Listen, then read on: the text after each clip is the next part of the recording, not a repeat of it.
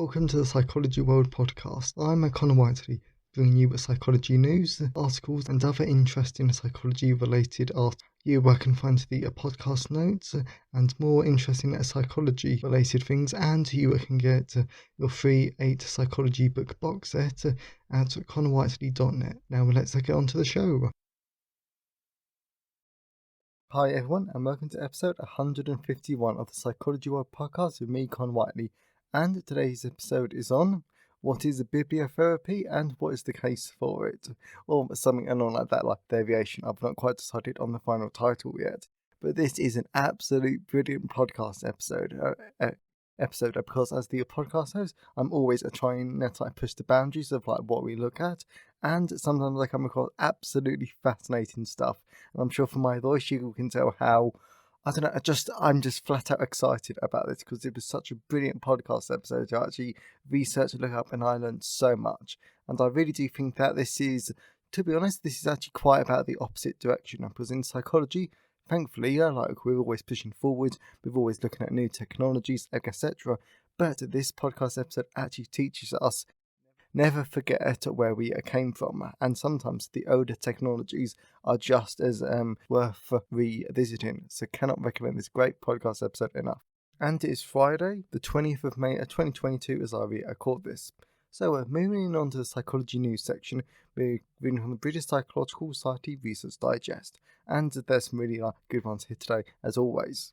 So the first one is, top performers don't always provide the best advice. If you want to learn a newer skill, who are you going to ask for advice? Someone with a track record as a top performer would seem an obvious choice. Indeed, as the authors of a new paper in Psychological Science pointed out, Americans alone pay hundreds of millions of dollars each year, open quote, to connect them to icons, experts, and industry rock stars who will teach them how to write novels, start businesses, play chess, or barbecue briskets, and they pay these premiums because they naturally believe that the best advice comes from the best performers. Close quote. However, this new work suggests that it does not, and this I'm sort of have two feelings about. Because they've obviously sometimes where of course it does pay to actually learn learn from the best of the best. For example, they how to write novels examples. That one is very much as an insight, yes, and as an author myself of fiction and non-fiction. Well, the amount of how to write courses that are done by gurus and actually non-writers, I think, is absolutely hilarious and quite ridiculous. And then they pay, yes, and then people sadly pay hundreds of dollars from people who actually don't know what they're talking about. And there's so many myths and everything, so I think that's really interesting, though. And on the outside though, these are people who make themselves look like they're top performers and they make millions, etc. But if you actually dig into it and actually compare it to long-term professional writers, they're actually not that good. So very, very interesting. And this I can really see the point of.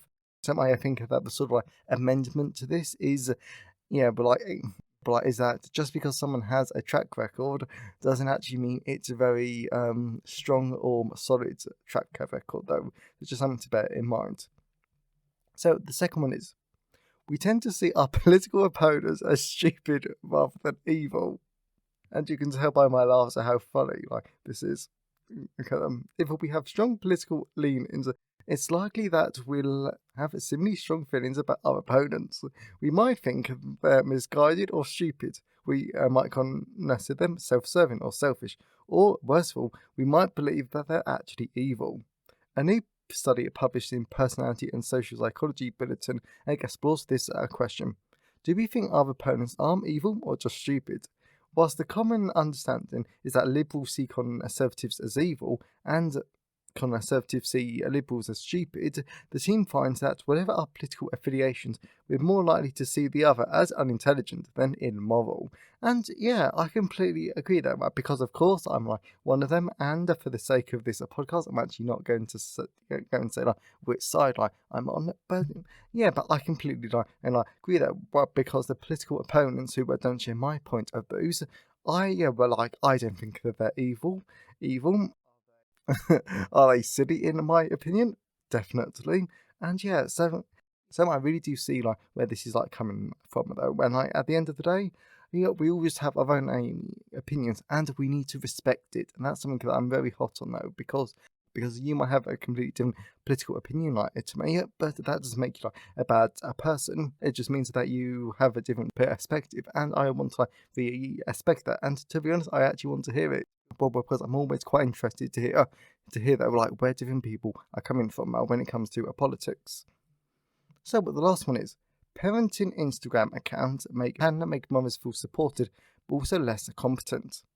Adjusting to parenting can be difficult for many new parents, particularly when it comes to judging their own competence or knowing whether or not they're doing the right thing. Subsequently, many new parents seek advice from peers, family members, friends, and increasingly from social media. A study published in Acta Psychologica, which I think, if I've pronounced it right, then that is such a brilliant name, examines the impact of parenting-related Instagram accounts on the mothers. It finds a mixed experience. Whilst mothers can feel supported by a community of fellow parents, they can also feel less competent when they're comparing themselves to others. And I think the biggest thing here, when it like comes to this, is that of course none of this is ever like official advice. So please don't take it as any. But as long as you're doing your best, and as long as you really are trying to be the best parent that you possibly can, then chances are you're actually going there to be great and everything. And of course, the biggest thing about social media is, of course, everyone puts on their best moments. So like these like parenting Instagram accounts. Sure, some of it will be real. The vast majority of it will just be like polished stuff about what the Instagram user thinks is like the right thing though. So it's very much like double-edged sword and a very fine like balancing act, because all of these Instagram accounts also don't show you the bad sides or their mistakes. So just be careful. Careful though. And that goes for all social media. So I hope you enjoy the psychology news section. So let's move on to the personal update. So moving on to the personal update. This week has been like very busy, and I've been doing like tons of like different bits and pieces, but none of it much like psychology based, because I'm still waiting to hear the feedback from my literature over there. But that should be coming back like some point, because the person who is going to give me the like feedback, he's busy like marking, and I do actually just want to say though, to like any of you, it's like whether you're like a PhD student, something to do in like academia, and if you do marking, I really do feel sorry like for you though, because I actually like said to the person that I think up to 5 I think would be quite interesting. But I think any more than that, marking academic papers when they're all answering the exact same question, I think would just get painful after like a while though, because I think that you would get some people who would write so professionally, so great, and I think from a marketer's perspective that would just be brilliant, because it'd be quite an easy read, and well, that's in the feedback wouldn't be like too much. But then you get people who, like me, who are very good at the information and the like knowledge, but maybe the academic writing isn't quite there yet. So that would be a bit more interesting in terms of like the feedback. And then you'll have the people who cannot write academically to save their life, which I really do like feel for, and I do understand. And yes, and that they don't have the right information. So basically, I really do feel for anyone who does marking. I admire you. I could not do it myself. So yeah, yes, that is definitely something that I will never ever do. Even though I'll probably like come on here in like 5 years time and like I say that I've like done some marking. But I just like remembered that I've also sorted out my like final year project for like next year. So I'll be focusing a bit more on like cognitive psychology again, and it's the same people who I've been doing my placement year with. So I really am looking forward to it, because they're all some like great people, and I really am looking forward to working with them again. So I won't actually go into it in like too much depth, but I most probably will talk about it like next week though. But it's to do with like cognition, and something to do with like memory in enhancement. So that will be really, really interesting to like look at. Oh, plus I get to use an EEG, which I really am looking forward to though. But the only thing that I don't like about EEGs is that if you're a like participant, that electrolyte gel, I think that's like what it's called where that you have to like inject into people's hair. Yeah, that really does turn like sticky and just hard and just horrible after like a while. So make sure that you like wash it out. Definitely like learn that the hard way. So, as always, I always love to hear your thoughts and feelings on today's episode. So, you can always email me, connorwiley@connorwiley.net. You can always leave a comment on the show notes at connorwiley.net/podcast. And you can always tweet me on Twitter at sci-fi-wiley. I always love to hear from all of you because it really helps make the podcast feel more like a conversation. And today's episode has been sponsored by Formulation in Psychotherapy. So this is an absolute brilliant podcast sponsor for today's episode because part of Bibliotherapy actually it talks against formulation. I feel like some of it though, but formulation is where a mental health psychotherapy should be like going there, because it's all about tailor making of their individual therapy to the individual's needs, desires and wants. So that's really, really important.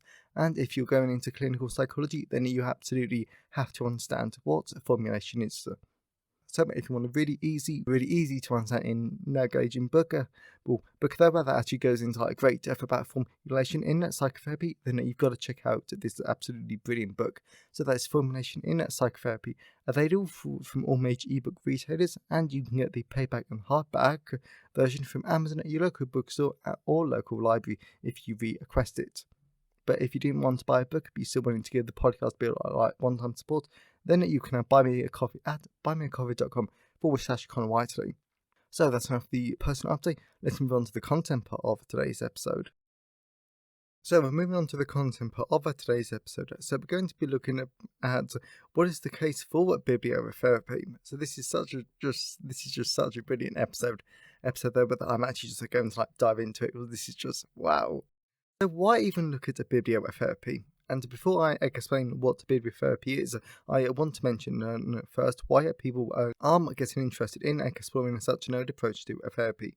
And in many it comes down to when we're looking for mental health interventions, we are always looking for approaches that are scalable, meaning that we need interventions that can be provided effectively to a lot of people at the same time, and ideally at a low cost. There are lots of reasons why scalability is important. For example, economic reasons are very important, especially when the future of many economies look negative for the foreseeable future, which means that government cutbacks are inevitable. Other factors are moral, as well as mental health is a global health problem, and there are nowhere near enough mental health practitioners to provide individual treatment to everyone who needs it. Additionally, when people start to think about scalability, the argument always tends to turn towards newer technologies, such as guided apps, or using artificial intelligence to provide people with interactions like those given by a therapist. And personally speaking, as I've mentioned on other podcasts, this year I've been on my psychology placement year, and some of the work that I actually had to do were towards the side of it. I was actually investigate effectiveness of mobile mental health apps. As I will note that the next thing that I'm about to say is very, very valid from personal experience. However, whilst these technologies are very exciting, there is a very real risk the appeal of the novelty does in fact tend to overshadow the usefulness of older technologies, and this is where bibliotherapy comes in. What is bibliotherapy? In its most basic form, bibliotherapy is a book therapy where clients are given a specialised workbook to work through their difficulties and improve their mental health. Originally, this was started in 1918 by David Burns, who published a book that introduced readers to cognitive behavioural therapy for the treatment of depression. Then, over the decades, there has been other guided books published that produced CBT from a range of conditions, and newer types of therapy too. For example, there are books for dialectical behavioural therapy and acceptance and commitment therapy, resulting in bibliotherapy being a realistically available treatment option for a lot of people. What is the case for bibliotherapy? Nonetheless, despite the amount of research highlighting the effectiveness of bibliotherapy, it hasn't really been adopted. For instance, there were some very ridiculous studies conducted in 1980 where bibliotherapy was used as the control group compared to more intensive forms of therapy, but there was a massive problem for the researchers. The bibliotherapy group did just as well as the more intensive group of participants. Now, this wasn't because the intensive therapies were bad, it was because the bibliotherapy was so good. Then other studies have confirmed this in more recently, like a meta-analysis from 2004 compared to the effects of cognitive bibliotherapy for depression and in-person cognitive behavioural therapy. The results showed that bibliotherapy was just as good as the in-person therapy. As well, where the authors noted that there was no additional benefit to in-person therapy compared to bibliotherapy. Now, to me, that's just absolutely amazing, because I know from my police psychology book forms of the cognitive interview can be highly effective that way. But until now, I hadn't connected book forms to therapy, and this just shows the importance of always trying to push the boundaries of what we are currently doing as psychologists. Furthermore, generally speaking, the vast majority of our research into bibliotherapy has highlighted its positive effects. Effects are with the only main source of a disagreement being the size and source of these effects. Therefore, some researchers have proposed that given clients with common mental health conditions, an appropriate book with some but not much supervision can be just as effective as individual psychotherapy. Now, before we go on, let's just imagine what this claim would actually mean for mental health services, because instead of having a maximum capacity that you cannot go over whatsoever, this has the potential to free you up. Because if you're full up and then 30 people come at you with mild depression, normally you would have to just send them away or sign them up to a waiting list. That they weren't going to get treated, and their mental health condition would simply get worse. But now, you can actually start treating them, even though you're at full capacity. So it's just like something to think about. And that is just absolutely brilliant, in my opinion. Of course, there will always have to be some details worked out. For example, like what mental health conditions does A apply to, and as I mentioned earlier, but there is thankfully a good case for mild depression, but it wouldn't be as effective for more severe conditions. Then you could question precisely how close is a bibliotherapy compared to individual therapy in effectiveness, amongst other questions. However, even with these questions, I think that it's safe to say that a bibliotherapy could transform mental health services. Another 3 possible implications. Additionally, bibliotherapy does have some other implications for mental health, which I do want to talk about now. Firstly, bibliotherapy could be a greater control group, or at least an option to become a pair in the evaluation of new technologies, due to new technologies are often compared to individual therapies, because they tend to be more cost-effective and scalable. However, those 2 comparisons aren't always the most important comparison points, because books are relatively cheap, so it almost destroys the whole cost-effective argument. Therefore, the most important question for these new technologies aren't are they better than a therapist, but are they better than a book? And I definitely think that adds a new interpretation that the pen is mightier than the sword. Secondly, it could make us slightly more questioning of highly personalised forms of psychotherapy, since if we want to provide mental health care for lots of people, having it manualised is very helpful, as it helps with scalability. Then it is even better if we can just give the client the manual to the therapy itself. Personally, I was rather shocked when I first read that, because if you've listened to the podcast for a while, then you know that I'm a massive supporter of formulation. As this area covers personalised therapies. But now I believe that there is room for both. There is room for manualised therapies for the more mild mental health conditions when it is effective, but personalised therapies are needed for when bibliotherapy and others fail to be effective. So there is room for both, in my opinion. Finally, if you're interested in addressing the global mental health crisis, then books are extremely useful, because they're cheap and they're easy to distribute, and they are very effective. Therefore, this is definitely an option we could investigate more and leverage. Conclusion. Of course, bibliotherapy is definitely not a cure-all type of therapy, and there are some limitations. Yet, bibliotherapy is supported by a lot of evidence. But of course, a lot more is needed if bibliotherapy is ever going to go into the mainstream.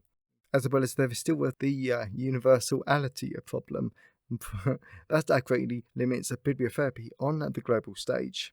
For bibliotherapy to work, it needs people who are able to read, and thankfully tons of people around the world can read and write.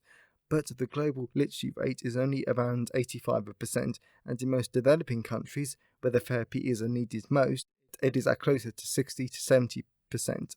So there is a lot of people in a possible need that cannot use bibliotherapy in the slightest. So, but to wrap up today's episode, I think that there is so much great potential for bibliotherapy because of the current research and the scalability of it.